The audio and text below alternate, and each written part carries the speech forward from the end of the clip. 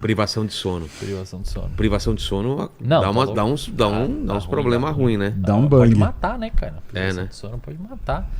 Se você... E parece É verdade aquele papo que você não recupera o sono que você perdeu? Privação de sono acumula, né? Então, se você dorme menos, você tende a ter que recuperar depois. Não, mas eu não você dormi não uma recupera- noite, eu consigo dormir 12 horas seguidas, eu não vou recuperar aquilo que eu perdi. Você tenta dar uma maquiada. Mas tem também uma curva em 1, né? Se você dorme mais do que 12 horas, você tem problema também. Sono ele tem um mínimo e um máximo. Tá 10 agora. 10 horas. 10. Cara, quando dorme muito é muito ruim, né? Você acorda zoado Se também. você dorme menos de 7 horas, naturalmente, ou mais que 9 horas e meia, 10 horas, tem alguma coisa errada. Você Não fica bagunçado. é normal, assim. Entendi. Tem alguma coisa com alguma desregulação orgânica ou de ordem psíquica. Então não tá normal. E uma coisa legal, cara, a gente tem uma fase do sono chamada REM, É. que é Rapid Eye Movements, que é o movimento rápido dos olhos. Você consegue ver quando a pessoa tá dormindo. Sim, dá pra ver, ela o olhinho mexe. fica todo... Os outros mamíferos fazem isso também, né? Gatos e cachorros e tal. E parece que o nosso... Ninguém sabe direito por que o REM existe. A gente sabe que tem que ter o REM. E ali a gente sonha. E tem uma importância, o sonho é debatido e tal. Ninguém sabe também direito por que existe o sonho.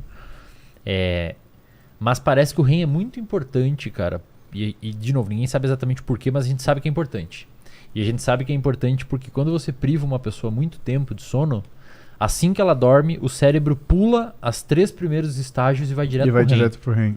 Ele pula, ele ignora a indução Cara, e já vai pro REM. Eu perguntei pro professor de neuro pra mim, eu vou te contar o que ele me contou. Deixa eu só... Mas fala aí. Eu tô fazendo um vlog do meu... Vou ser cara de pau aqui, eu não sei se tem problema. Eu tô fazendo um vlog pro meu... Eu tô fazendo uns vlogs pro meu canal do YouTube. Tá. Eu trouxe a minha GoPro ali. Você acha que eu poderia botar Claro. filmando aqui pro editor, depois botar uma musiquinha? Manda aí. Pega ali minha...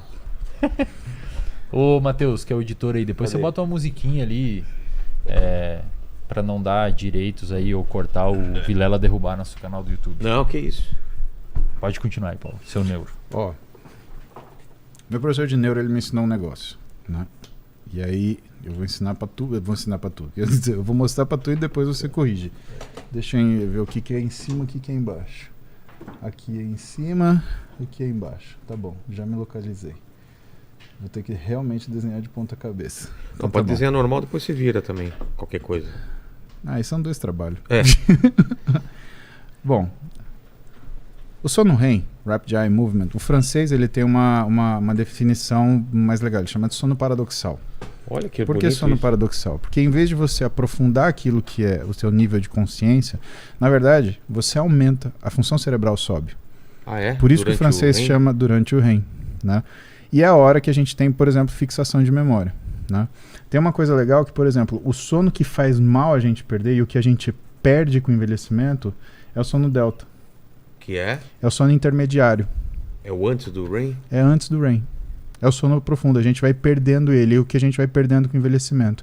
E por isso que a gente começa a envelhecer cada vez mais rápido. Por isso que a gente aumenta o que é, por exemplo, a nossa produção endógena de glicose. Ah, todo velhinho que dorme pouco, ele começa a desenvolver diabetes ou pelo menos resistência à insulina, né? Por conta disso, né? Mas o que é interessante? Eu lembro que meu professor me explicando isso. Ele desenhou o que é o cérebro. E ele falou, Paulo, vamos pensar o cérebro como se ele fosse um edifício. A parte mais baixa, dá um verde, por favor. Olha só, fica louco. A parte mais baixa, onde acontece tudo aquilo que você passou no dia, tá? Ele está aqui numa região que a gente chama de hipocampo. E o hipocampo, ele guarda tudo que você viu no dia. Cheiro, cor, luz, ligação da sua mulher, textura, tudo. A gente consegue guardar mais ou menos 20 trilhões de bilhões de bytes por dia. Hipocampo. 20 trilhões de bilhões de bytes, tá bom? E aí a gente tem o córtex, que é a área que a gente pensa. E o córtex, a gente tem várias áreas diferentes que estão relacionadas com coisas, por exemplo, matemática, memórias emocionais, sei lá, calendário, tá? E aí, durante o REM, o que você tem? Você tem o desprendimento dessas memórias e a caminhada delas para seus devidos lugares.